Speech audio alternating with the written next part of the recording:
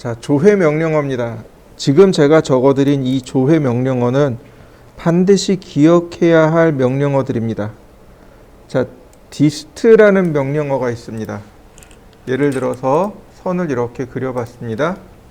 이 두 점 사이의 거리를 측정하고 싶습니다.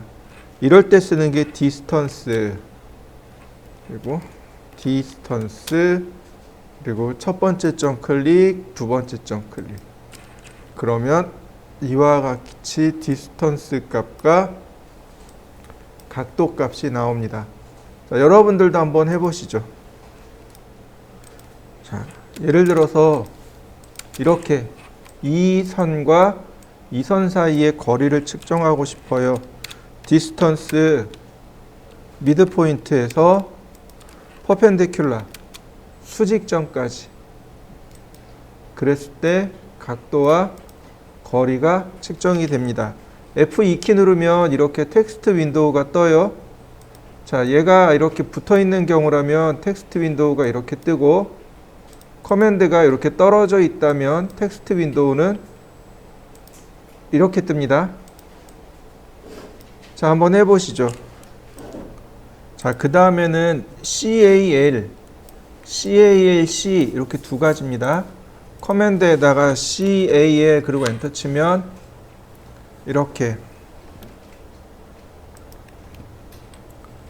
계산식을 여기다 쓸 수 있게끔 해줍니다. 예를 들어서 5 더하기 2 곱하기 2 그러면 9가 나오겠죠. 그런데 여기다가 CALC까지 쓰면 이렇게 calculator 계산기가 뜹니다.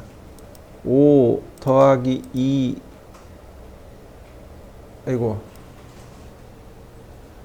잘못 눌렀네. 5 더하기 2 곱하기 2는 9 이렇게 나오겠죠. 자, 한번 해보시죠. 자, 그 다음에는 면적입니다. 자, 이렇게 해보죠. 자, 렉탱글 골뱅이 1000,1000이요. 1m에 1m짜리 서클 반지름 500. 자, 이렇게 두 개를 한번 그려보시죠. 에어리아입니다. 에어리아 첫 번째 점, 두 번째 점, 세 번째 점, 네 번째 점. 점을 찍으면 이렇게 녹색 면적이 생겨나요. 다 찍은 다음에 엔터. 그러면 이렇게 면적이 계산되어져서 나옵니다. 카피. 자, 그러면 단위는 뭘까요? 면적의 단위는 뭘까요? 네, 밀리미터 제곱이죠. 이렇게 밀리미터 제곱입니다. 다시 말하면 얘는 1미터 제곱이 되는 거죠.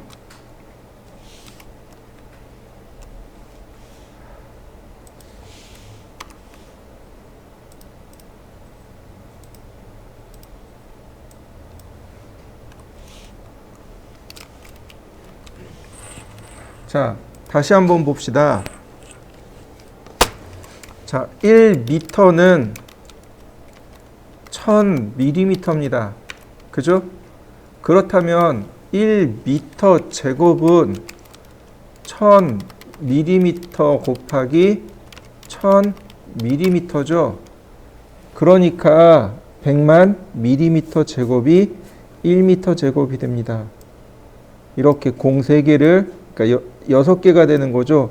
공 6개를 빼면 미터 제곱이 됩니다. 자, 여러분들도 한번 확인해 보시죠. 에어리아. 근데 원은 어떻게 계산하면 될까요? 점을 찍을 수도 없잖아요. 그죠? 근데 여기 보면 오브젝트라는 항목이 있습니다. 바로 이 오브젝트요. 자, 오브젝트를 누르고 객체를 꾹 클릭하면 자, 이렇게 면적이 계산되어져서 나옵니다. 자, 보시죠. 이게 원의 면적입니다. 자, 여러분들 원 면적 계산하는 거 아시죠?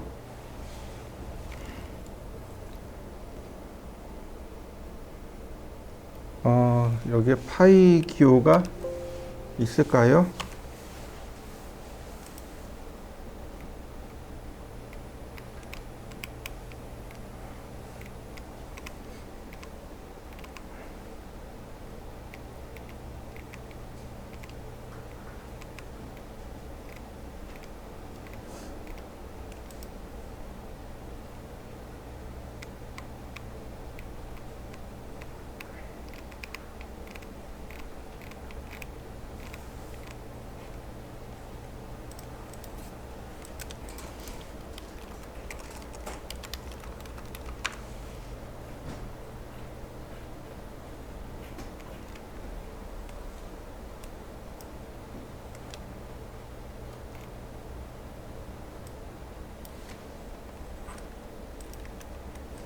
파이 r 제곱이죠.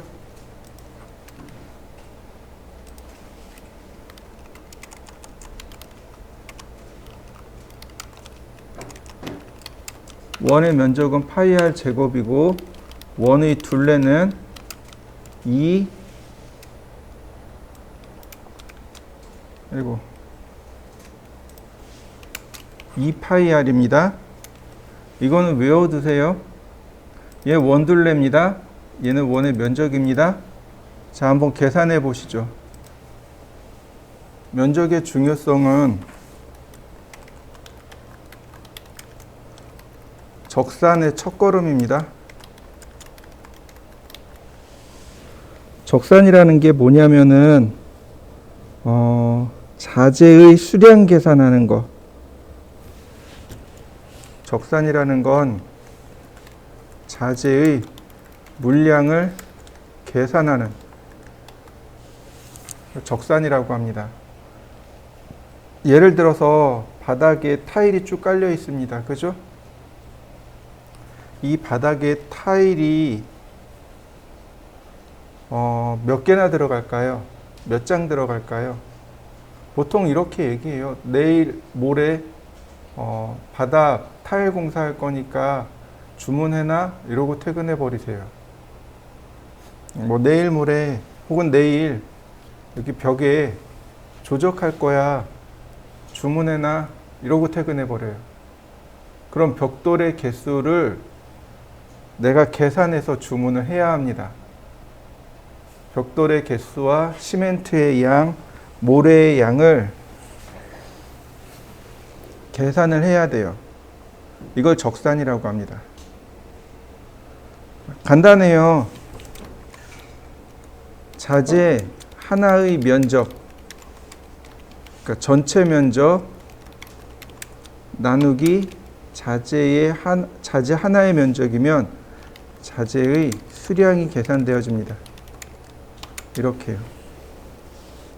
전체 면적을 나누면 자재의 수량이 나와버려요. 이게 가장 기본적인 적산입니다.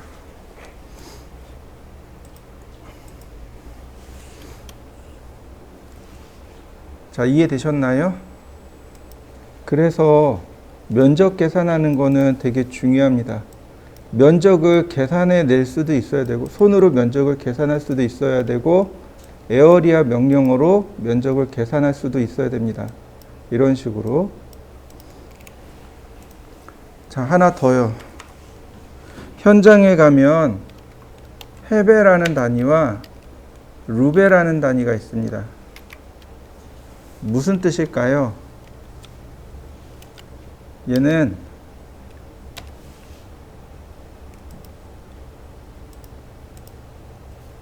미터 제곱을 말하고요.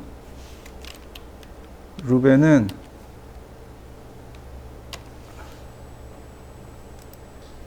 미터 세제곱을 말합니다. 다시 말하면 헤베는 면적이고요. 그 다음에 루베는 부피입니다.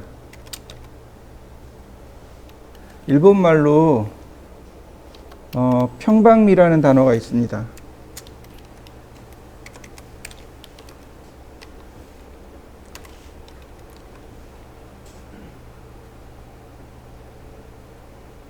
기억이 안 난다.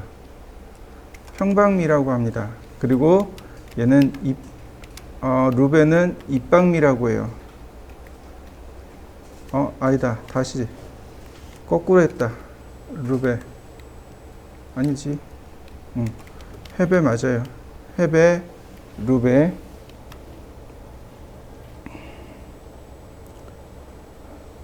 현장 가서 뭐 5헤베, 6헤베 이렇게 얘기하면 미터 제곱이구나 라고 받아들이시면 돼요. 근데 루벤은 어디서 쓰냐면은 레미콘이요.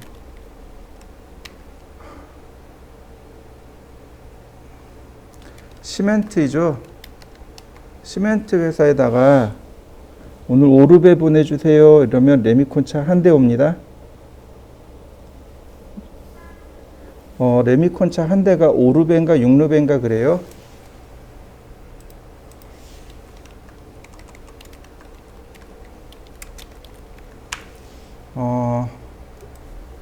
어, 6루베네요. 레미콘 차 한 대가 6루베입니다. 6m 세제곱을 말합니다. 이런 식으로 현장에서는 헤베, 루베 이렇게 이야기합니다. 자, 다시 보시죠. 자, 에어리아. 그럼 얘도 좀 쉽게 계산할 수 없을까요? 오브젝트로 클릭하시면 됩니다. 그러면 면적이 금방 계산되어져요. 자, 한번 해보시죠. 예를 들어서 선이 이렇게 있어요.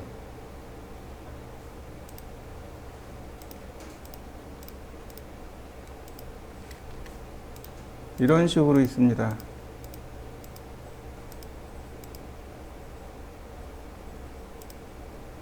이렇게 있어요. 얘에 대한 면적을 조인을 해버립니다. 이렇게 조인이요. 한 번에 연결이 되죠. 근데 에어리아 오브젝트 이렇게 클릭하시면 바로 면적 계산이 일어납니다. 다시 말하면 폴리라인이나 서클 같은 경우는 오브젝트로 간단하게 면적 계산을 할 수 있어요. 한번 해보시죠. 이거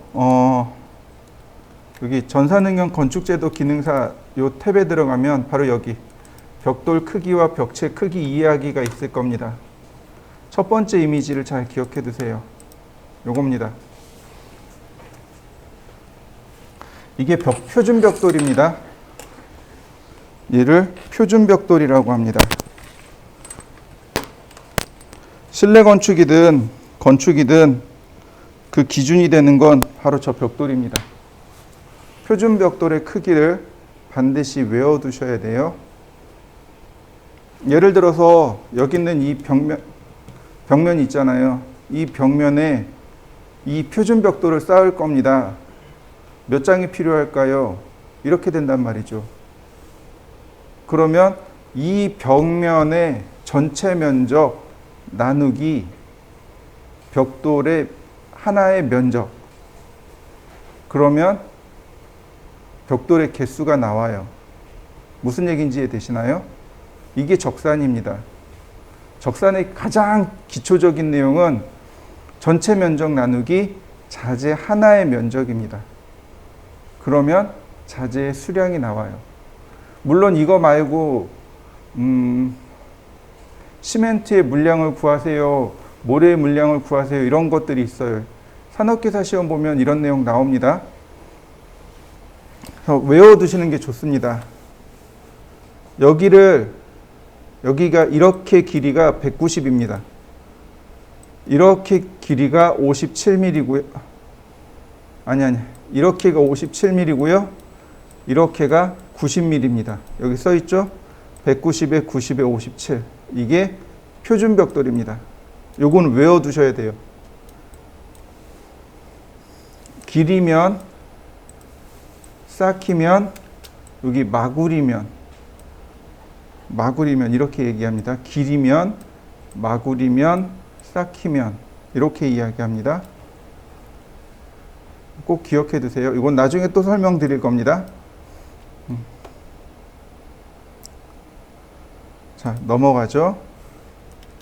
자, 이런 거 같은 경우, 이와 같은 경우 면적을 구하려면 에어리아, 그 다음에 이렇게 점들을 계속 클릭하면 돼요. 점들을 클릭하면 면적이 계산되어집니다. 그러나 너무 느리단 말이죠. 그래서 어떻게 하냐면 조인 명령을 이용해서 전체 선택해서 뭘로 바꿔줘요? 이렇게 폴리라인으로 바꿔줍니다. 그리고 에어리아 합니다. 에어리아 명령어가, 그러니까 면적을 계산하는 명령어가 두 개예요.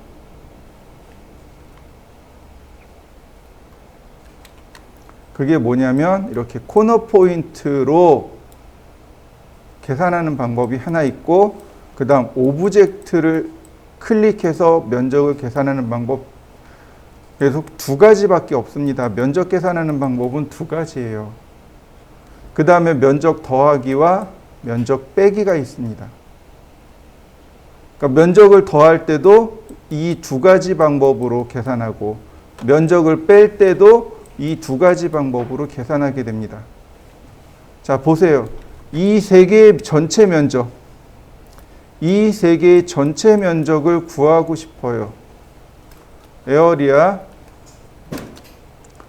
그 다음에 add 에어리아. 그러면 이와 같이 코너 포인트와 오브젝트가 나온단 말이죠. 오브젝트 눌러서 하나, 둘, 셋. 그러면 이렇게 토탈 면적이 나옵니다. 그리고 엔터, 엔터. 그러면 이와 같이 토탈 면적이 계산되어집니다. 자, 여러분들도 토탈 면적을 한번 구해 보시죠. 자, 좀 쉬셨죠? 이번엔 이렇게 해보겠습니다. 자, 서클. 자, 이렇게 중심점에서 반지름 250mm짜리를 그려봤습니다. 자, 미드 포인트에서 반지름 250mm짜리를 좀 그려봤습니다. 제가 원하는 건 요거 하나에 대한 면적, 요거 하나에 대한 면적입니다. 자, 중요한 건 뭐예요? 이 전체 면적에서 여기 중간을 빼는 겁니다. 전체 면적에서 요 중간을 빼는 거예요. 에어리아 첫 번째가 뭐냐면 바로 이렇게 add 에어리아로 들어가야 됩니다. 면적 더하기요. add 에어리아, 그 다음 오브젝트로 클릭, 엔터, 서브트랙트 에어리아, 오브젝트로 클릭. 여기만 색깔이 바뀐 거 보이시죠? 엔터. 그러면 이와 같이 토탈 면적이 나옵니다. 자, 한번 해보시죠. 자, 다시 봅니다. 에어리아, 제일 먼저 뭐부터 한다고요? 면적 더하기부터요. 오브젝트를 이용해서 전체 면적을 먼저 구하고 면적 빼기로 바꿔서 필요한 부분에 대한 면적을 이렇게 빼나가면 됩니다. 자, 한번 해보시죠. 자, 보시면 이제 이런 경우들이 훨씬 더 많단 말이죠. 그죠? 그래서 조인이 필요한 겁니다. 이래서 조인이 필요한 거예요.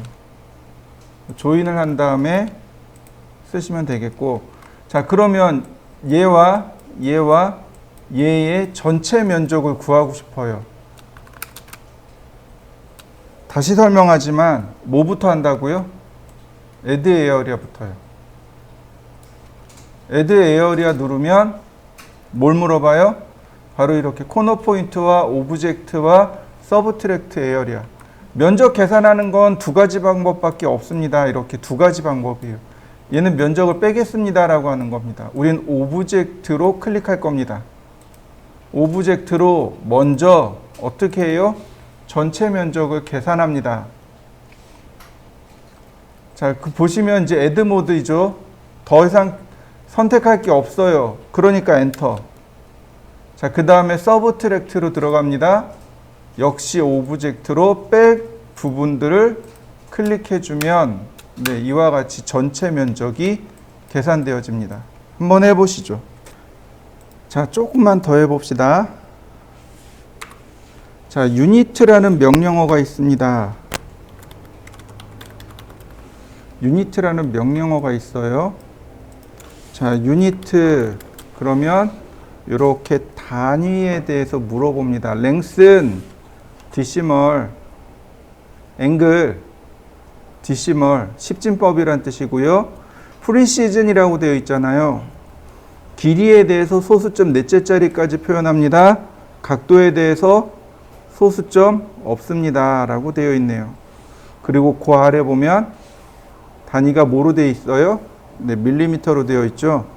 네, 그래서 우리가 밀리미터 도면이라고 확신할 수 있는 겁니다. 여기는 각도에 대해서 우리가 조금만 더 신경 쓰면 좋을 것 같아요. 자, 우리가 아까 이렇게 라인을 그렸습니다. 디스턴스로 거리를 측정했습니다. 그런데 각도가 이렇게 나와요. 20으로. 소수점이 전혀 안 찍힌단 말이죠. 전혀 안 찍히는 이유가 바로 이 유니트에서 소수점 자릿수를 지정하지 않았기 때문에 그렇습니다. 자, 제가 소수점 세 자리로 지정했습니다. 그러니까 이제 소수점 세 자리까지 이렇게 나오게 되네요. 자, 한번 해보시죠.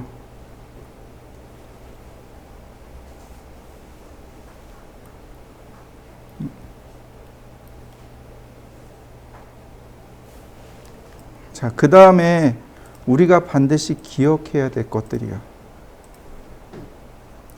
자, 그게 뭐냐면, 자, 보시죠. 단위를 조금 기억하셔야 되는데, 여러분들 혹시 자라는 단위 들어보셨나요?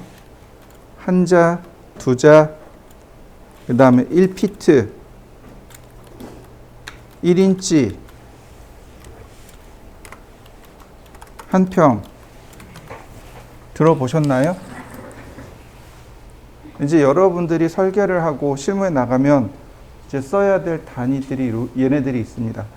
분명히 도량형은 통일이 됐습니다. 미터법으로 다 통일이 됐어요. 근데 현장에 나가면 한자, 두자 혹은 그 한평, 두평 이렇게 얘기합니다. 다 환산이 된 게 아니고 옛날 사람들이 아직 그대로 있기 때문에 옛날 단위들을 그대로 써요. 여러분들 다 들어보셨나요? 한자, 두자. 그럼 1피트는요?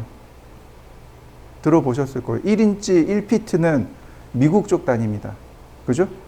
우리 단위가 아닌, 우리가 사용하는 기본 단위는 아닙니다. 얘 인치죠. 그 다음 피트는 F. 이렇게 됩니다. 한 자는 무슨 뜻이냐면 요 한 뼘이요. 여기서부터 여기까지 길이. 이해되시나요? 여러분들 손 쭉 피면 엄지손가락 끝에서 여기 새끼손가락 끝까지 여기까지 거리를 한자라고 합니다. 이해되셨나요? 얼마 나오나요? 손바닥을 꾹꾹 누르면 한 20cm 정도 나올 거예요. 그죠? 옛날에 그 중국의 춘추전국 시대 때 한자는 대략 15cm였다고 합니다. 근데 그 이후로 사람들이 계속 조금씩 키가 커지잖아요. 한동안은 한자가 20cm였다고 합니다. 근데 구한말, 우리나라 구한말 때 한자가 30.3cm로 고정이 됐습니다. 이해되셨나요? 30cm 아무래도 안 나오는데 무슨 이유인지 몰라도 구한말 이후로 30.3cm로 고정이 됐습니다. 1피트 얼마일까요? 1피트는요.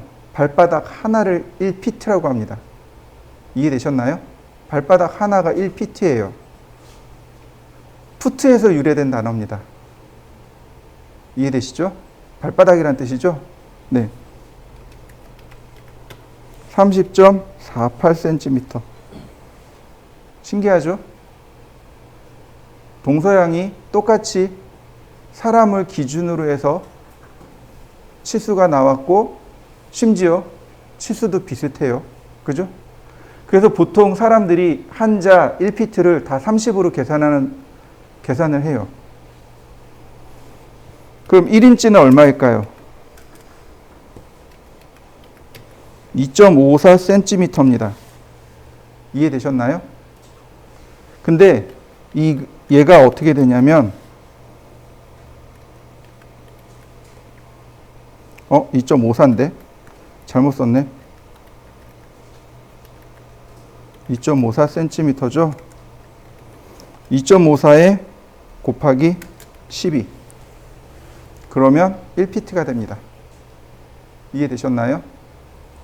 1피트는 1인치에 12개입니다. 12개예요.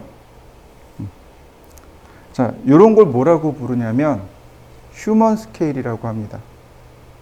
휴먼 스케일, 사람을 기준으로 한 축척. 스케일이 축척이라고 이야기하죠. 사람을 기준으로 한 단위, 휴먼 스케일입니다. 여러분들 이거 잘 기억해 두셔야 돼요. 설계를 할 때 그러니까 인체를 기준으로 한 설계를 했습니다. 뭐 인체를 고려해서 설계했습니다. 이런 얘기 하잖아요. 이게 다 휴먼 스케일이에요. 이해되셨나요? 자, 이렇게 보시죠. 우리가 흔히 지나다니는 저 문 있죠. 우리가 다니는 저 문. 문의 크기가 얼마일까요? 방문의 크기. 여러분들이 들락달락 하는 방문의 크기는 얼마일까요? 여러분들이 들락달락 하는 방문의 크기가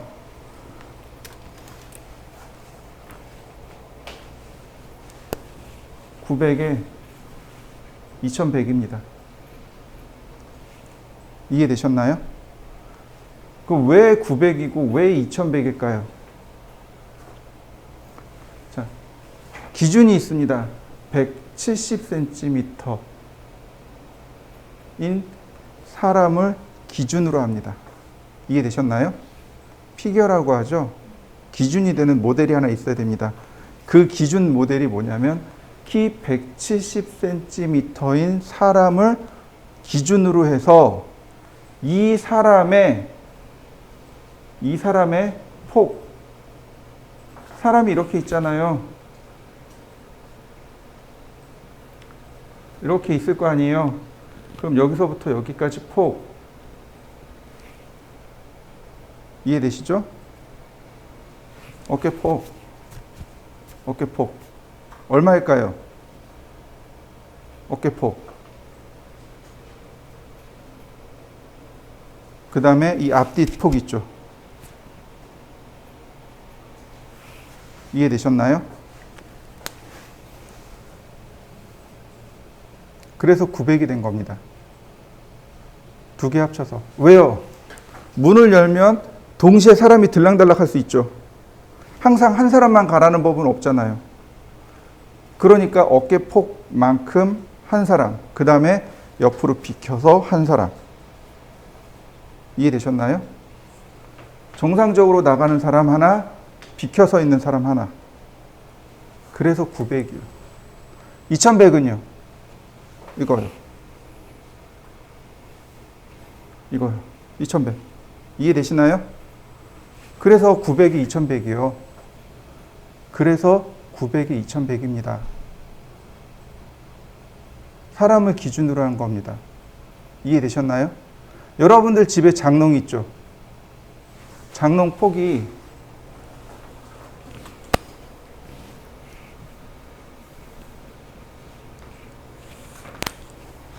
이렇게 장롱이 이렇게 있잖아요.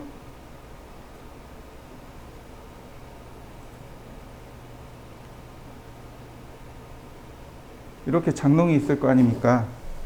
이 폭이 얼마일까요? 900이요. 이 높이 얼마일까요? 2100이요. 문하고 똑같죠? 그럼 이 깊이는 얼마일까요?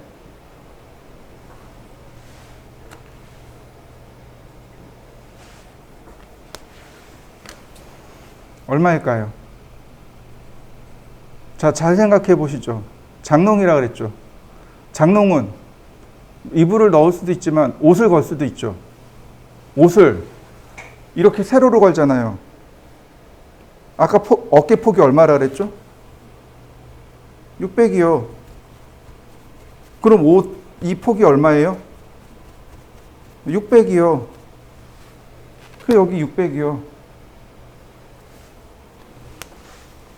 이해되셨나요? 자, 여러분들 의자에 다 앉아 있죠. 의자에 앉아 있잖아요. 의자 높이가 얼마일까요? 여러분들 정강이뼈 크기요. 450이요. 이해되셨나요? 네, 정강이뼈 높이 450. 그 다음에 의자 요 크기 있잖아요. 얼마일까요? 쉽게 얘기해서 엉덩이의 면적이 되겠네요. 그죠? 400에 450. 400에 450. 그러면 책상의 높이는요? 허벅지 높이 플러스 해가지고 700. 700에서 720 사이가 돼요. 그럼 이렇게 깊이는 얼마일까요? 이만큼이요. 여기서부터 이만큼. 600. 이해되시나요? 그럼 사람을 철저하게 사람을 기준으로 한 겁니다. 하나만 더 해봅시다. 싱크대 크기가 얼마일까요? 싱크대 크기요. 자, 싱크대가 이렇게 있을 거 아니에요. 싱크대가. 그죠? 이 위에 또 상부장이 이렇게 있겠죠. 이렇게 상부장이 있겠죠. 그죠? 싱크대 이 높이는 얼마일까요?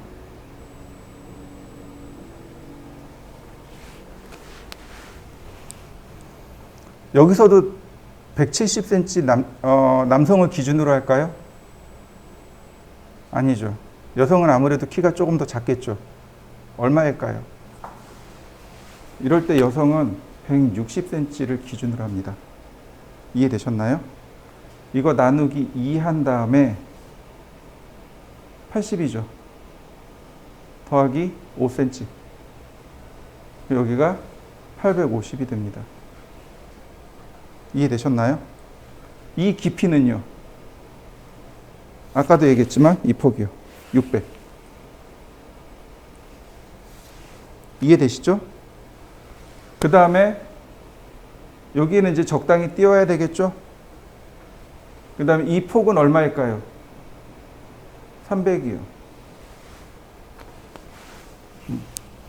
이해되셨나요? 네. 이게 이제 우리가 설계를 할 때 기준이 됩니다. 인체를 기준으로 한 거죠. 이렇게 사이즈를 재가지고. 여러분들이 잘 모르겠으면 여러분들 일어나가지고 줄자로 재세요. 줄자 들고 다니면서 줄자로 다 재어보세요. 이해되셨나요? 참고로 이렇게 보시면 돼요. 여기 이제 850이잖아요. 근데 이렇게 보시죠. 여러분들 160인가요? 우리 여학생들 160인가요? 그보다 크지 않나요? 현대는 조금 더 크지 않나요? 저 딸내미가 167이거든요. 저 와이프가 175거든요. 이걸 맞춰놓으면 허리가 끊어져요. 그러니까 여러분들이 단독주택을 설계한다고 생각해 보시죠. 단독주택을 설계한다고 보시죠. 그러면 거기에 들어와 있는 사람의 체형을 봐야 돼요. 이해되시나요? 단독주택을 설계할 거예요. 그러면 거기에 누가 살아요? 연령을 봐야 되겠죠.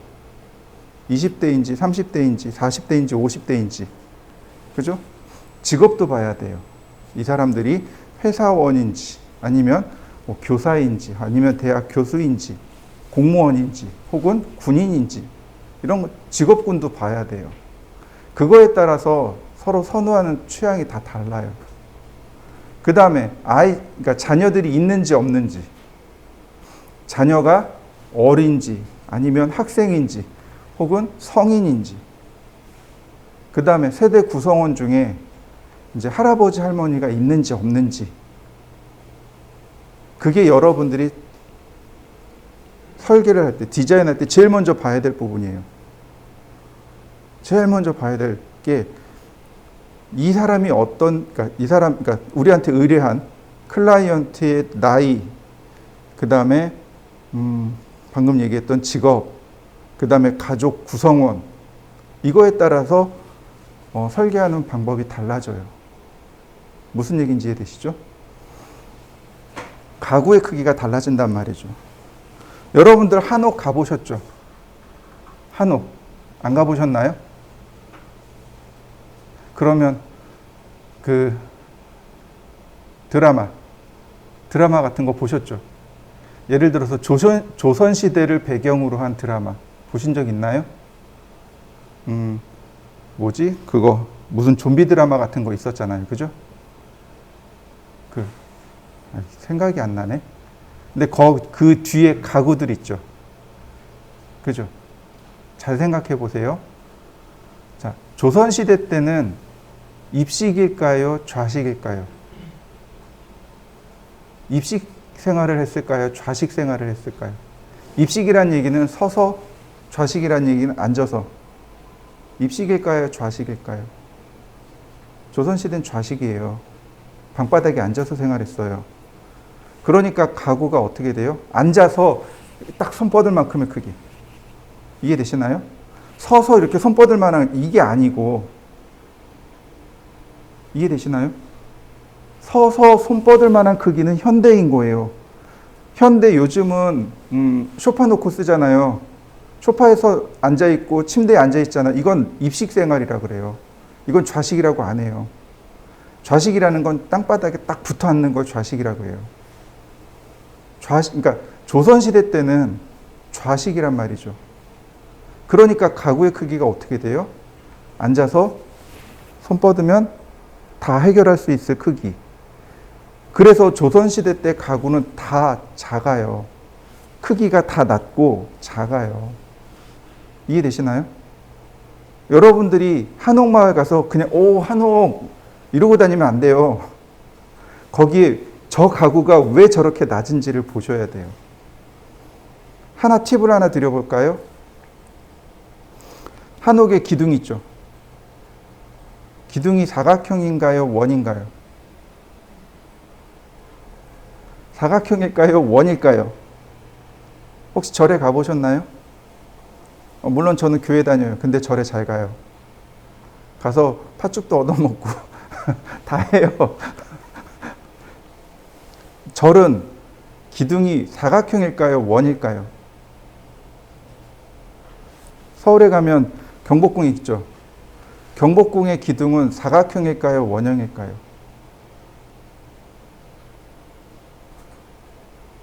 한옥은 사각형입니다. 절과 왕궁은 원형입니다. 이해되시나요? 왜 그럴까요, 그럼? 기둥이 원형이면 웅장해 보여요. 그래서 이제 조선시대로 넘어가면 한옥 자체가 이제 양반들이 살잖아요. 그래서 검소하게 살아야 된다고 그래서 기둥을 다 사각형으로 깎았어요. 원형 기둥을 안 썼어요. 한옥인데 원형 기둥을 썼다 그러면 최근에 만들어진 걸로 의심을 해봐야 돼요. 유일하게 원형 기둥을 허락해 준 데가 바로 절입니다. 대웅전 같은 데는 그 절의 기둥이 원형이에요. 그러니까 여러분들 가서 그거 보셔야 돼요. 그런 거 보셔야 돼요. 이제는 그런 거 보셔야 돼요. 이제는 이제 원형 기둥, 사각형 기둥 이제 그런 게 없잖아요. 그러니까 한옥을 지을 때 원형 기둥으로 쓰기도 하고 사각형 기둥을 쓰기도 해요. 이제 여러분들은 그런 거 보셔야 돼요. 가구를 왜 저렇게 배치했을까? 왜 저 가구를 썼지? 이렇게 되는 거죠. 제 선배가 인테리어 해요. 아직도 현역에서 있어요. 전 이제 인테리어 이제 하기 싫어가지고 이제 여기서 강의만 하는데 제 선배는 아직도 그게 재밌다고 현역에 있어요. 한옥을 고쳐달라는 의뢰가 종종 들어와요.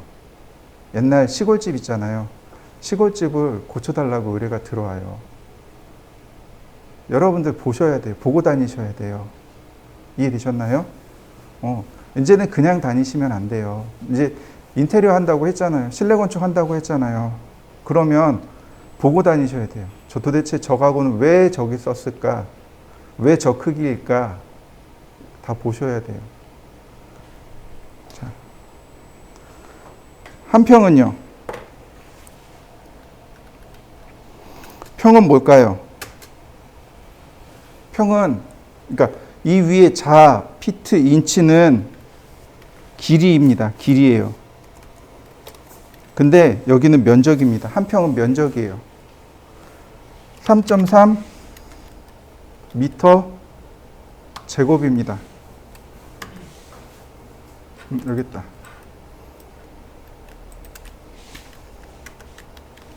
한 평은 3.3 미터 제곱입니다.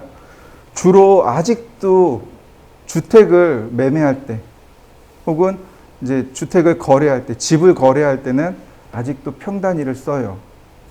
그래서 이 평 대신에 뭘 써요? 해배를 쓰기도 하고 미터 제곱을 쓰기도 하고.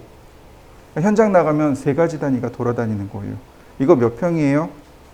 이거 5회배예요. 뭐 이거는 뭐 27미터 제곱이에요. 이런 식으로 이야기한단 말이죠. 그러니까 평, 해배, 미터 제곱 단위가 이렇게 계속 왔다 갔다 해야 돼요.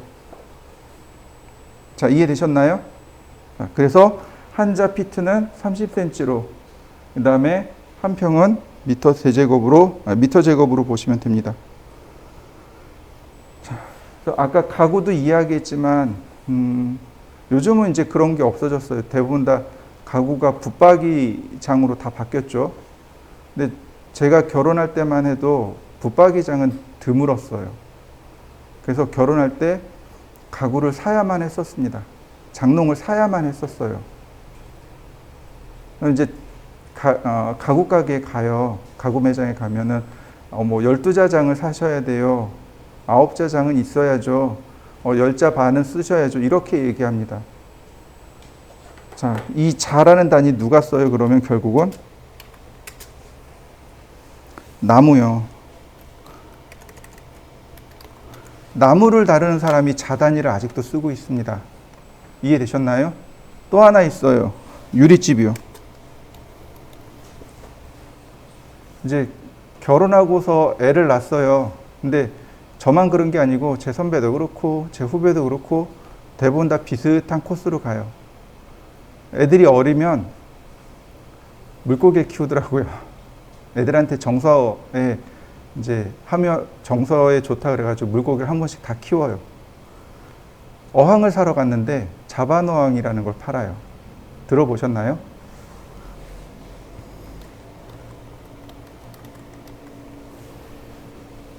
자반어항을 팔아요. 한자 반 어항이요. 그게 자반어항이에요. 한자 반이니까 얼마예요? 45cm. 한자가 30cm죠? 거기에 반이 15cm입니다. 그러니까 자반어항, 그러니까 길이가 45cm인 어항. 그래서 제가 욕심이 좀 많아서 저는 자반 큐빅으로 샀습니다. 45, 45, 45. 찜통으로 3개가 들어가더라고요, 물이. 너무 무서웠어요. 이거 터지는 거 아닌가. 안 터지더라고요, 다행히. 나무나 유리집에서는 아직도 한자, 두자 이렇게 써요. 유리도 그래서 이 자의 영향을 많이 받습니다. 자, 평 단위로 넘어가 볼까요? 한 평, 두 평 그러죠? 자, 그러면 한 평은 가로, 세로 얼마일까요? 안 궁금하세요? 한 평은 3.3m 제곱이랬는데 도대체 가로, 세로가 얼마일까요? 안 궁금하세요? 저는 궁금했었어요. 이거 어떻게 하면 되죠? 가로 곱하기 세로가 면적이죠. 거꾸로 역산하려면 어떻게 하면 돼요? 루트를 씌워보면 알아요. 그죠? 가로 곱하기 세로잖아요. 그러면 제곱하면 이게 결국은 제곱이 되는 거죠. 그래서 루트를 씌우면 돼요. 루트를 씌워, 그러니까 3.3, 루트 3.3 하면 얼마가 되냐면 1.8 곱하기 1.8 이렇게 됩니다. 가로 세로 1.8m예요.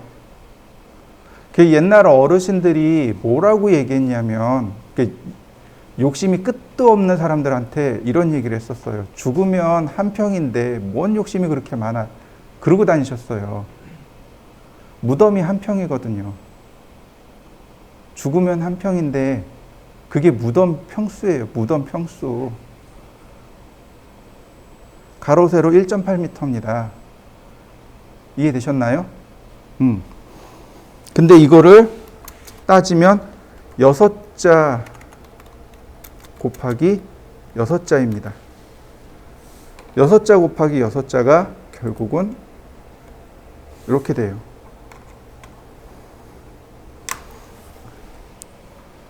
6자 곱하기 6자가 한 평입니다. 6자가, 한 자가 30cm죠? 3, 6, 18, 1.8m. 이해되셨나요? 이런 과정들을 조금 기억하셔야 되고, 하나만 더 해봅시다. 자, 여러분들 혹시 중량 계산해 보셨나요?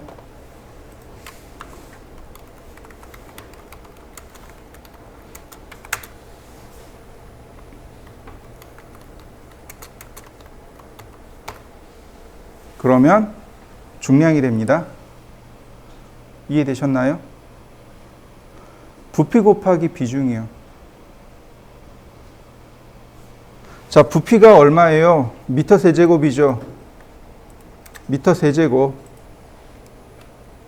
부피 곱하기 비중입니다. 비중은 센티미터 세제곱입니다. 그러면 얘가 뭘로 환산이 되냐면 킬로그램으로 환산이 됩니다.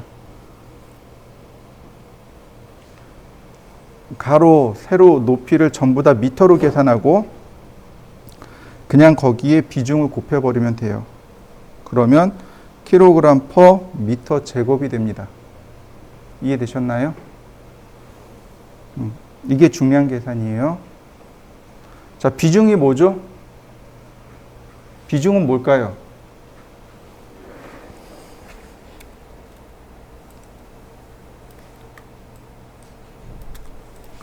자, 비중은 가로, 세로, 높이 각각 1cm 제곱, 세제곱인 물의 중량입니다. 이해되셨나요? 물 1cm, 1cm, 1cm 가로 세로 높이 각각 1cm의 중량을 비중 1이라고 합니다.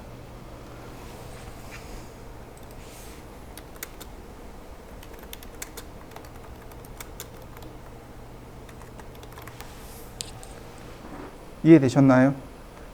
예를 들어서 나무의 비중은 얼마일까요? 수종, 즉 나무의 종류에 따라 조금씩 달라요. 0.3에서 0.8 정도 나옵니다. 비중 자체가. 그럼 물의 비중보다 어때요? 훨씬 더 가볍죠. 그러니까 아무렇게나 만들어서 대충 물에 던지면 뜬다는 얘기예요. 물보다 가벼우니까. 근데 철은 얼마일까요? 철은 비중이 7.8입니다. 7.8이에요. 모양 아무리 예쁘게 만들어도 어떻게 된다는 얘기예요? 가라앉는다는 얘기죠. 물보다 무거우니까. 이해되셨나요? 이렇게 보시면 좋아요. 중량도 좀 계산을 해 보셔야 되는데, 예를 들어서 여러분들이 난간 손잡이를 만들 거예요. 난간 손잡이요. 철로 만들 겁니다. 철로. 근데 그 철이 킬로그램당으로 얘기해요. 철은 1kg당 대략 만원 안짝이에요. 제가 한참 비쌀 때 9,800원인가 9,900원 정도 했었어요. 지금은 모르겠습니다. 지금 한 9,000원 정도? 9,000 거기 어디 할 거예요. 그러니까 철은 킬로그램으로 따져요. 근데 우리는 설계자잖아요. 그럼 뭐만 나오는 거예요? 부피만 계산할 수 있다는 얘기죠. 부피만 계산할 수 있으니까 거기에 철의 비중을 곱하면 철의 중량이 나온다는 얘기죠. 그래서 뭘 만들 수 있어요? 견적서를 낼 수 있는 거죠. 철이 예를 들어서 10kg 나왔네? 10만 원이네? 이렇게 되는 거죠. 10만 원인데 거기에 인건비가 들어가죠? 20만 원. 거기에다 페인트 칠해야 돼요? 페인트 뭐 예를 들어서 3만 원. 거기에 뭐 노즐이랑 뭐 장비 들어갔으니까 뭐 3만 원 더. 그러면 그 난간 만드는데 얼마? 이렇게 나오겠죠. 견적서 계산하는 겁니다. 이제 오늘 계속 얘기하는 게 이거예요. 자재를 계산하는 거 결국 뭐예요? 견적서를 만들 수 있다는 얘기예요. 자재의 수량을 이해하면. 그러면 그거에 따르는 금액이 나오잖아요. 거기에 인건비를 곱하고 나머지 조금 더 알파하면 그게 견적서가 된단 말이죠. 그래서 사람들이 이걸 그렇게 공부를 해요. 얘를 못하면 어떻게 되는 거예요? 시공을 못하는 거죠. 견적을 못 내니까. 이해되셨나요? 네, 여러분들 이거 신경 많이 쓰셔야 돼요. 자요, 하나만 더 해봅시다. 자, 여기 메주어 있죠? 여기 보면 디스턴스, 라디어스, 앵글, 에어리아, 볼륨. 볼륨이 최적이죠. 이렇게 여기서 면적을 구할 수도 있습니다. 여기서도 구할 수 있어요. 누르면 이렇게 나오는 거죠. 오브젝트.